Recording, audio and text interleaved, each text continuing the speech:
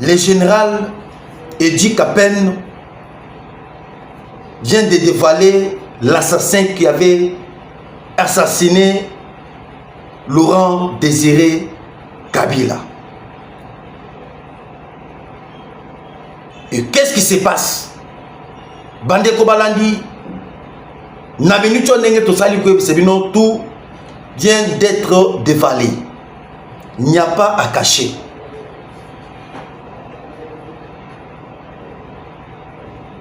Et comment est-ce que le sort de M. Joseph Kabila est aux jours à venir?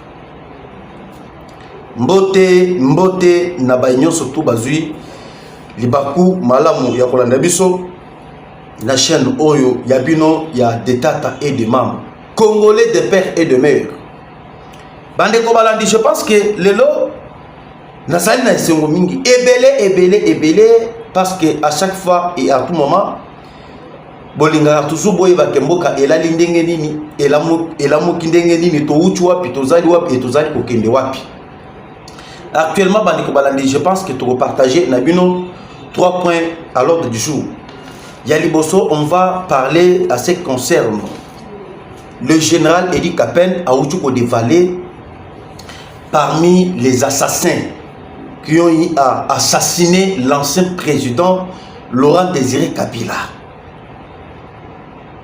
Sur le deuxième point, on va parler sur rencontre entre le président Tshisekedi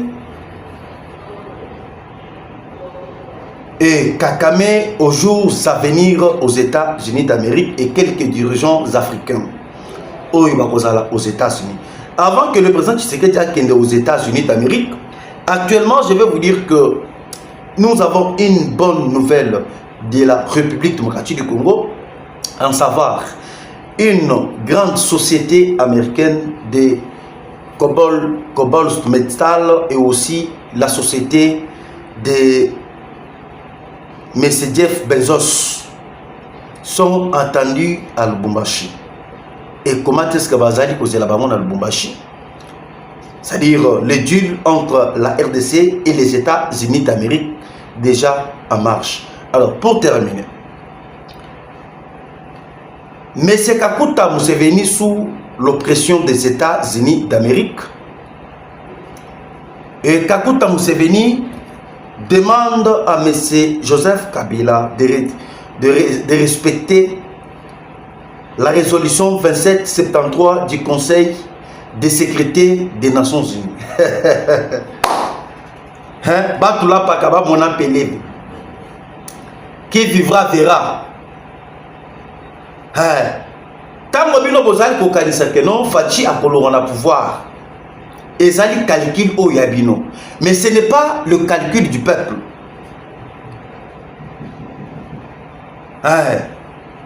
Bino Bozali Kotiana Moutuna Bino que non Fachi va quitter le pouvoir moyennant les armes, moyennant une rébellion, moyennant les élections qui seront tenues en 2028. Et ça le calcul Nabino.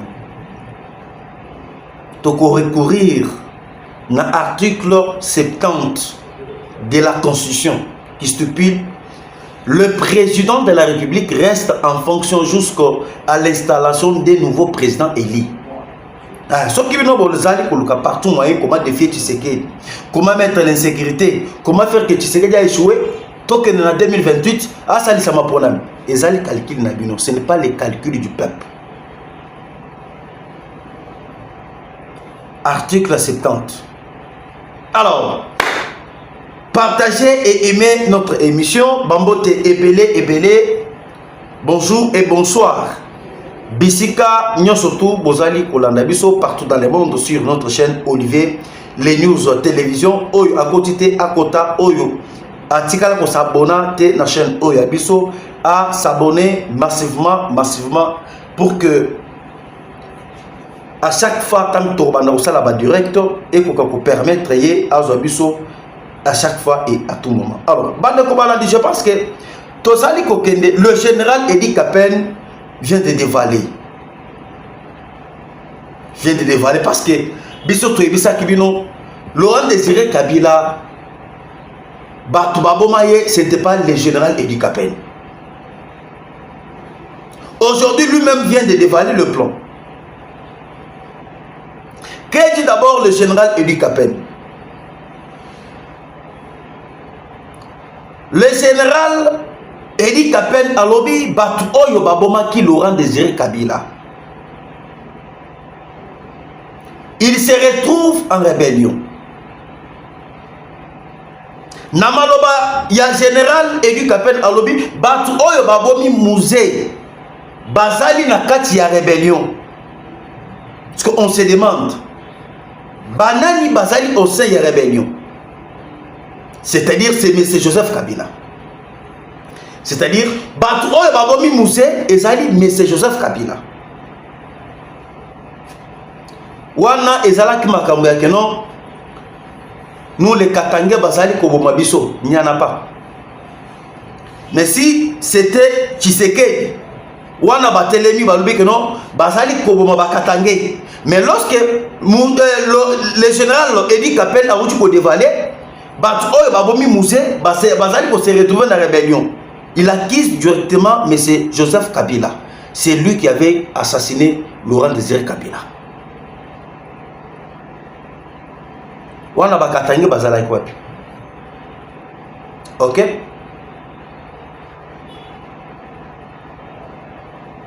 Il accuse Kabila indirectement. Le général Edi Kapen a lobby très bien. A lobby Mukolo Oyoba assassiné Laurent Désiré Kabila. Moi je n'étais pas à la garde. Nazalaki te na garde. Muntu oyo azalaki na garde ezalaki Rachidi. Mukolo yango ngai nazalaki na ndako. C'est le général Edi Kapen que vous parlez. Alobi batu oyo babomi musée bazali na kati ya rébellion. Tango ngai nabimaki muntu oyo akotaki ezalaki Rachidi. Et lorsque bayoki que babomi musée comme ezalaki déjà complot ya ba Rwandais bango na bango babomi musée bakamati mena Rachidi bakimisi Rachidi libanda ya mboka pour que ba secret ebimate comme Rachidi azalaki la ceinture ya Laurent Désiré Kabila. Edi Kapen azalaki na ceinture ya Laurent Désiré Kabila. Mais c'est Joseph Kabila azalaki pe na ceinture ya Laurent Désiré Kabila. Mais lorsque on a eu à abattre Laurent Désiré Kabila, babomiye bakamati Rachidi bakimisi na lombango ake na poto ake kofana na poto. Ngai nazalaki pire ya Laurent Désiré Kabila. Baye kokanga ngai na dossier politique. Et lorsque baye kokanga ngai Edi Kapen batie ngai na boloko. Lorsque batie ngai na boloko, ezalaki sous forme ya ko écarter tous les collaborateurs. Oyo bazalaki na Laurent Désiré Kabila. Et lorsque bako écarter tous les collaborateurs, bazalaki na Laurent Désiré Kabila, ba Rwandais mena bakozwa place na présidence. Ba Rwandais bakozwa place na ba poste stratégique. Le général Edi Kapen alobi c'était un dossier politique. Oyo bakanga kinga pour m'écarter parce que j'avais beaucoup de secrets sur la République démocratique du Congo. Pourquoi je vais vous informer? Je vais vous informer. Ce qui botali très bien. Tango bomaki musée. Montoyeba qui secret, il y a entré à Aftel. C'était Edi Kapen. Parce que Edi Kapen a salaki na côté ya musée. OK? Kabila a salaki na côté ya James Kabarebe. Tiba Rwandais ba koti na Congo. Carte nyo surtout oyo ya ba Rwandais Edi Kapen a yebaki yango.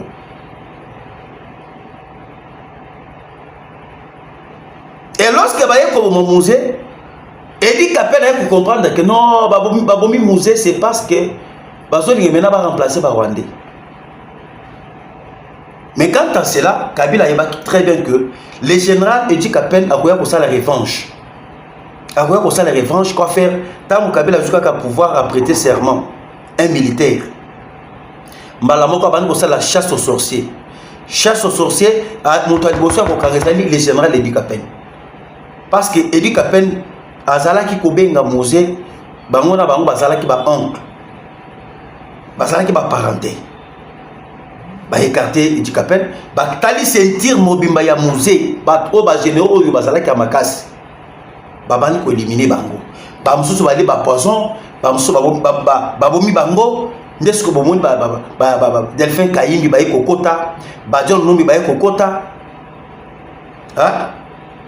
Plusieurs généraux, officiers militaires, il y a Rwanda, pour remplacer les Congolais. Et je vous préviens, les généraux étaient à peine à lobby. Dossier Yamouzé n'a nocilité. Dossier ya Laurent Désiré Kabila et s'il n'a noté, il faut maintenant balander la batte. Oyo. Bafongo la dossier et bandela. Et Edi Kapel a causé la prison dans le dossier. Pour la bataille, Baboma qui Mouzé. Na ebisibino ke makambo komi na dimension mosusu. Ezali na kati ya kotoka. Ezali na kotoka bande ko balani. Alors, Félix Tshisekedi attendu aux États-Unis d'Amérique et Paul Kagame. Biso tu sais que Fachi Azali Mwana ya Nzambi. Vous pouvez faire tout pour l'éliminer. Vous pouvez faire tout pour l'anéantir sur le plan diplomatique. Et Bokanga et l'autre Azali Koueb, c'est bien que Fachi Azali Nzambi. Azali Nzambi. Je vous confirme très bien. Bolanda Makamou, oh, il y a RFI, Makamou, il y a France 24. France 24, RFI, ils ont une chaîne, il y a propagande, il y a Rwandais. Oh, ils ont travaillé pour l'intérêt des Français, pour l'intérêt des Rwandais.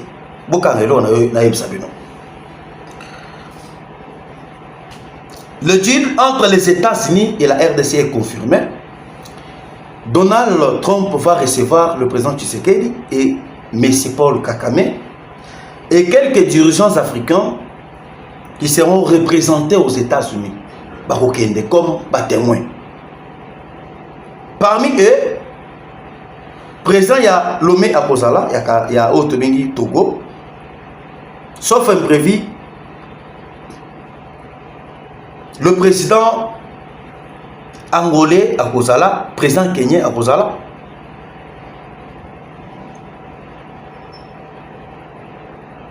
pour Nadjib.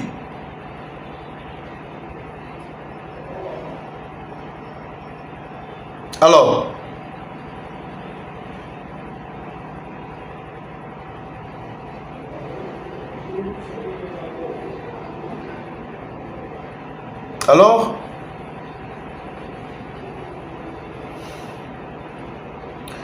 au moment où je vous parle,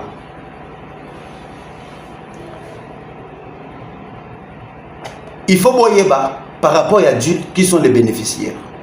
Parce que l'important c'est Dieu, c'est nous les Congolais qui vont avantager.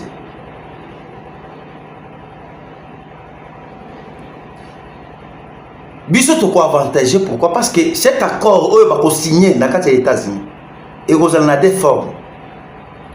Première forme, c'est une forme de Rwanda. Rwanda comment? Parce que Rwanda a signé les accords avec les États-Unis. Ça sera l'accord de paix. Le Congo va signer les accords avec les États-Unis sur le minerai. Des choses différentes. C'est-à-dire que nous signer pour le minerai. C'est-à-dire c'est les Congolais qui auront beaucoup de avantages. C'est-à-dire lorsqu'on va signer les accords de minerai avec les États-Unis, les États-Unis vont venir se focaliser sur l'entrepreneuriat gagnant-gagnant. C'est-à-dire qu'ils vont créer des sociétés, les Congolais vont bénéficier des emplois et ils vont exploiter les minéraux localement, que par rapport à pillage, il y a Rwanda. C'est-à-dire, sur cet accord, le Rwanda a demandé aux États-Unis sa sécurité. Ok? Et tout le monde a dit dernièrement que non, le Rwanda a des minéraux stratégiques. Le Rwanda a des minéraux stratégiques. Comment est-ce que le Rwanda a signé les accords avec les États-Unis?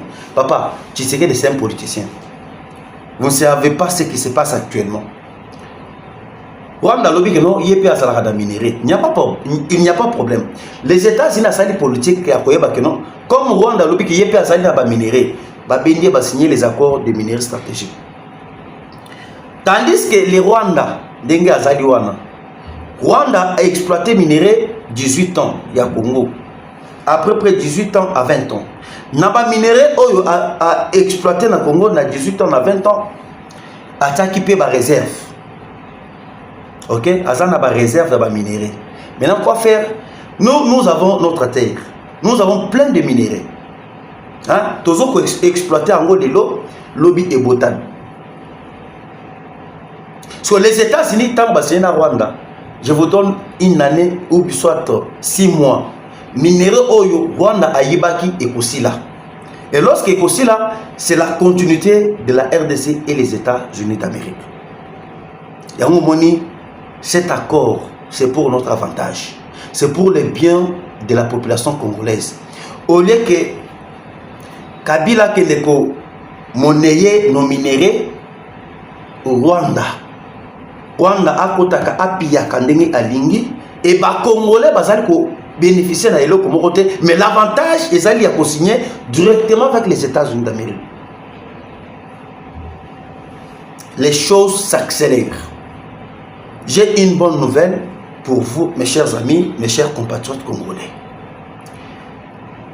La société des Cobalt Metal de Bill Gates et Jeff Bezos seront, il y a une délégation qui seront attendues à Lubumbashi la semaine prochaine.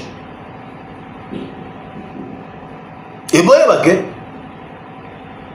na minute on nenge tozali kosolola na bino awa.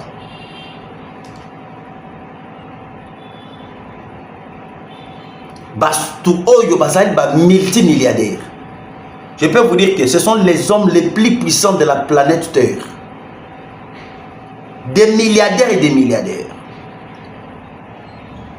Bastu oyo ba fabriquer Kakame. Ceux qui ont fabriqué Kakame, ils ont dit bango. Ceux qui viennent au éviter. Bato ba fabriquer pena Kakame ningaza wana eza bango. Mais ce n'était pas une mince affaire.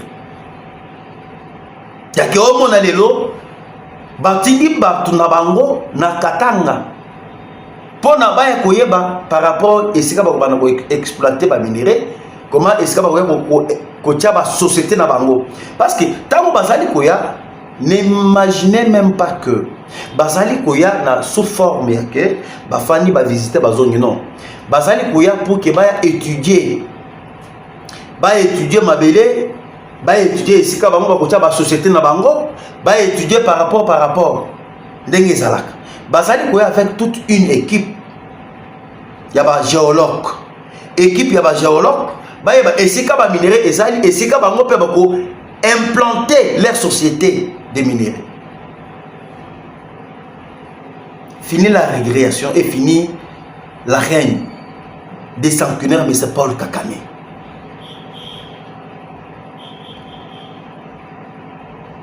Et je vais vous dire une chose. Aujourd'hui, il y a un ça ne va pas au Rwanda.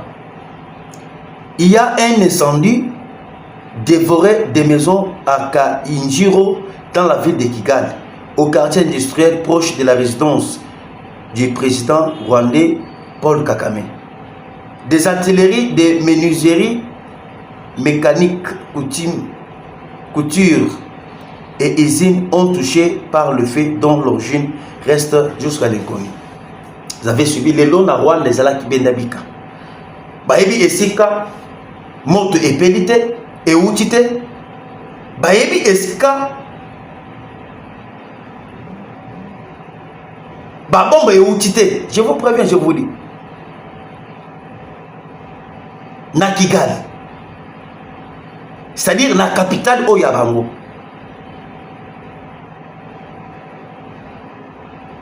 À 70 à 75 km, na résistance ya monsieur Paul Kakame. Ba monika ba menuiserie, ba atelier, ba menuiserie, na ba mécanique, na ba couture, ya moko eziki moto. Baïbi, d'où provient le fait? Baïbi a monté. Puis surtout, vous savez que ça c'est le temps de Dieu. Paul Kakame n'a pas encore le survie aux jours à venir. Makambo bozali komona na est yo Kabila lobby nanga lobby ezali ba aventure pure et simple. Au moni batwana les États-Unis à Epsa de Abango. Il faut Bobima na partie est ya Congo. Et ceux qui bobimite moto ekopela. Kabila ne chapera jamais les États-Unis. Na betela kibino dali solo na Epsa kibino que Kabila ndenge azali wana azali sous écoute ya États-Unis. Tout ce que Kabila fait, oyo nyonso touye akoki kosala, les États-Unis étaient déjà à l'écoute. Si vous regardez Fachi, Fachi est très à l'aise. Très à l'aise. Pour Fachi Amiyebi, c'est un diplomate de carrière. Fachi Ayebi, là où la force de M. Paul Kakame était, et si quand Makasi Yakabila pe ezalaki. Makasi Yakabila boyebi yango bino nyonso. Hein? Là où la force de Kabila résidait, c'était le Rwanda. Fachi Ayebaki, et si quand Makasi Yakakame ezalaki, c'était les Américains. Fachi est allé détruire Kakame aux États-Unis. Oyo Kakame abana coupé aux Américains, Fachi a coupé ça bango. Et lorsqu'il a passé bango, il y a un moment où babane ko détruire mais c'est Paul Kakame. Lorsqu'on va détruire Kakame, directement on détruit Kabila. Le pouvoir de Kabila c'est parce que Rwanda a soutenir Joseph Kabila. Mais lorsqu'on a détruit le pouvoir de Kakame, Kabila c'est un rien. Kabila Azali et Lilinga Pam. Fati, vraiment, vous êtes un homme. Fati Vanda ye totonga Congo ayolela. Fati Vanda ye totonga Congo ayolela. Totikala na yo e Fati beto e Chilombo. Totikala na yo e Fati beto e Chilombo. Totikala na yo e Mona Etienne Chilombo. Na ebisi binoke batu wana ndenge basali vraiment nasuka. Tokati déjà bango souffle. Tokati bango souffle. Oh, il n'y aura pas les accords. Il n'y aura pas de deal entre les États-Unis et la RDC. Kaka, nana ebisa kibino. Hein? Bino bozali kolana ba bloc ba français bazali kolo. Hein? Boye ba yango bien pour que biso tozala na kimia na Congo awa. On doit faire Oyo Eduardo Santos asalaki na kati ya Angola. Prendre des minéraux stratégiques à Angola, signer les accords avec les États-Unis, point barre. C'est ce que le président Tshisekedi a emprunté. Il y a un moment qui va Katumbi wana na ba Kabila, batiaki ba milliards en jeu. Ba l'occupe partout moyen comment empêcher Tshisekedi à contacter na kati ya Maison Blanche. Tshisekedi a signé les accords de minéraux stratégiques avec les États-Unis d'Amérique. Ils ont fait tout. Ils ont échoué. Et c'est fini pour eux. Et quand on a nazali ko yebisabi, batona bazali na survie les sous molaïté. Baza déjà nasuka et c'est fini pour eux. Pour que nous comprendre, qu'est dit maintenant monsieur Kakuta Museveni, parce que actuellement nazali ko yebisabi que Kakuta Museveni azali na pression ya kosakanate des États-Unis d'Amérique. Les États-Unis azali pour pressionner Kakuta Museveni. Dernièrement, toza bozala ki boyoka ki réunion moko salama ki na kati ya Rwanda. Il y a ba chef d'État africains. Na réunion Oyo Salama Kinakati à Ouganda, Museveni avait pris la parole pour dire à M. Joseph Kabila de respecter la résolution 2773 du Conseil de sécurité des Nations Unies et Salaki a été signé. Et pourquoi Kabila n'avance pas encore? Na ebisibino que bomoni projet Oyo Kabila ayaki na yango na est. Projet ya Kabila ezalaki projet ya ko alimenter la guerre. Va avancer vers Kisangani ou Alikali. Les États c'est la pression, ça sali bango pression. Il y a l'oppression. Lorsque ça sali bango pression aux États-Unis, Kabila a changé maintenant plan a commis ko lobake non, ngai na ye ko ça la consultation. Il y a que na réunir tous les deux partis, il y a que Kimia et zone et ça le kota Kabila ya qui na seul objectif. Il y a que ça la bitomba. Comme preuve. Kokoma ya Kabila na Villa Goma. La première des choses, abandi pression na M. Corneille Nanga.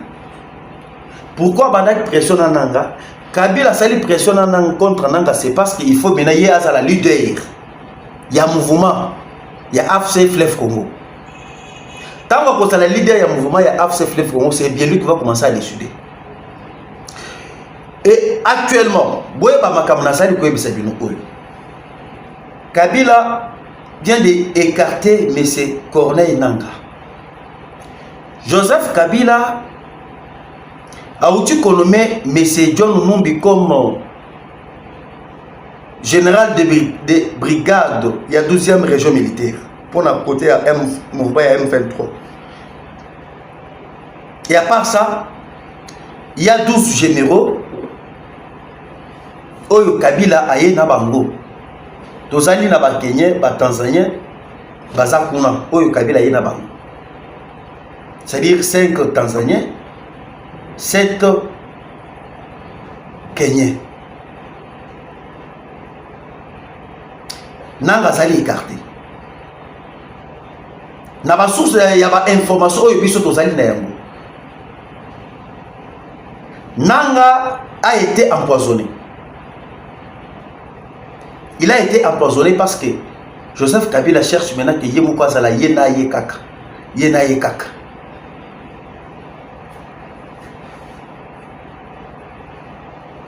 Et ce que actuellement, Azosa la Nyoswana, pour que Yazala toujours les devants, selon le calcul Oyo Aïla qui n'a parti à Goma, et Zala qui calcule qui active guerre. Maintenant, par rapport à la pression aux États-Unis, par rapport à la pression il y a Ouganda, toi tu peux prétendre que l'Ouganda peut demander à M. Joseph Kabila de respecter la résolution 2773 du Conseil de sécurité des Nations Unies. Toi tu peux être sûr. Mais l'Otango Museveni Azali Kouloba, ça ne va pas. Ça ne va pas au Rwanda, ça ne va pas à M. Paul Kagame et à M. Joseph Kabila. Et tu sais, Kabila Azali na maboko ya Américain. C'est les Américains. Pourquoi? Parce que ceux qui sont les Kenyans, ils ont signé un deal aux États-Unis. William Ruto a aux États-Unis. Sécurité à Kabila, ce n'est pas les Congolais. Sécurité à Joseph Kabila, c'est toujours les étrangers. Où bazali na sécurité à Joseph Kabila. Ndenge azali wana, boye bisa Kabila suki azali mobali. Ameka kobima kaka libanda. Hein? Ameka kaka ko se manifester la ville à Goma. Ceux qui ba wazalé no ba kobete mboma na nzoto te.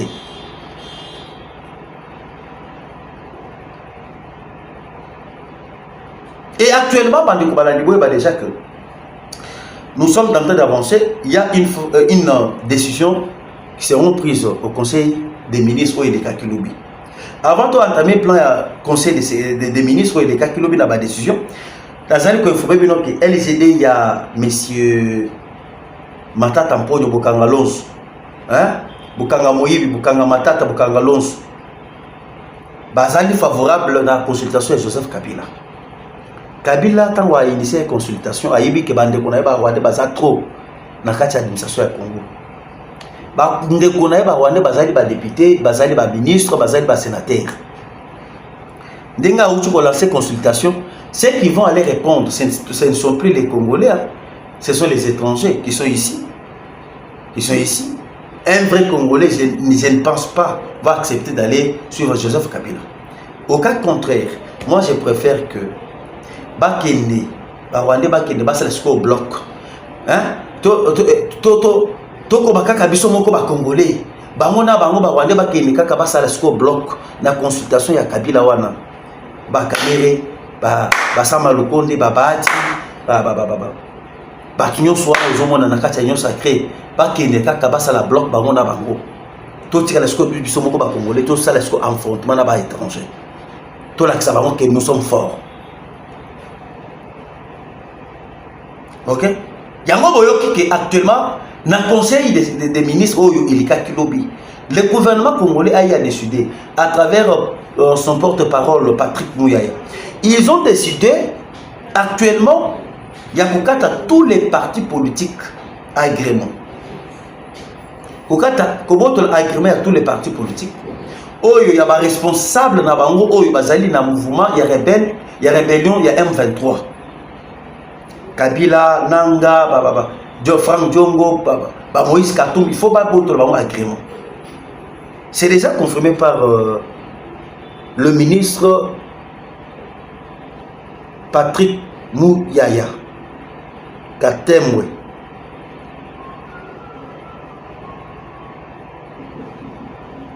Alors, nous sommes là.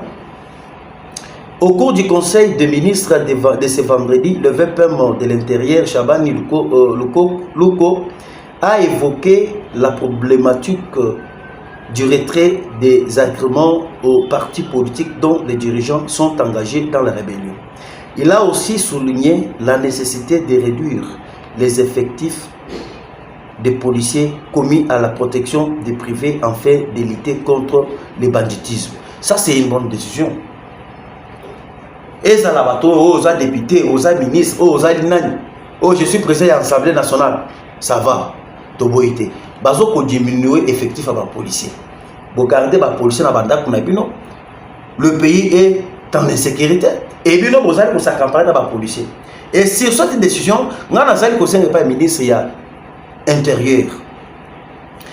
Avant que nous ayons un parti politique dans le Congo, parce que tu sais déjà que le parti politique est botani et pelé le Kola Maïbo. Avant que nous ayons surtout un parti politique ici en République démocratique du Congo, il faut que nous ayons un hectare de bilan. Et je ne me limite pas à l'Italie, parti politique, voire même écluse, voire même, comment dirais-je, les HBL, les associations, tout. Ce qui montre ça, pour ça, c'est l'église. À celle de l'Ibiso Bilangaya, 1 hectare. Montre ça, pour ça, c'est la partie politique. À celle de Bilangaya, 1 hectare. Mais 1 hectare, pour ça, la wana, à ça, la yango, et à l'accepter la production, oh, il y a assez à produire. Ok? Ça va nous permettre et que Batunion surtout va se focaliser dans le bilan. Et au commun avec l'agriculture, le pays va se développer. Comme la Chine s'est développée. Parce que Chine, ce qui bien à l'époque, il y a Mao Zedong. Chine va se focaliser sur le bilan. Et ce qui sont les lots, le ministre a intérêt à s'imposer. Avant que mon soit F90, il y a HBL, il y a association, il y a fondation. Ça, là, il y a 1 hectare. Nous avons 1000 partis politiques. Tous les 1000 partis politiques qui sont connus, ils allaient reconnus officiellement. Ça, il y a des partis politiques. Nous allons dans 1 hectare, 1 hectare, 1 hectare. On aura combien d'hectares ici dans ce pays? Toké na ba église, Togo ça a plus ou moins 50 000 églises sur toute l'étendue. Sur les 50 000 églises, chaque église 1 hectare, 1 hectare, 1 hectare. Togo ça a combien sur toute l'étendue? Toké tolo na ba église, toké na ba association na ba HBL. Bangonyo soana HBL et l'église na ba église, ba association et l'équipe na ba église na ebele. Ceux qui montent surtout aillé 1 hectare, 1 hectare, 1 hectare. Mais Congo a souffrir. Les Congolais sont là dans la terre. Masango est au biloko ya pamba. Manyoko est au biloko ya pamba. Bango ba oyo et Rosalie Bloc Papa. Nous avons des terres arabes. Hein? Nous avons des terres arabes. Au Sali, tu as un hectare, ok, au Sali. Au produit, après, tu peux se faire au moment que le pays va avancer. Merci vraiment, je vous remercie. Bye.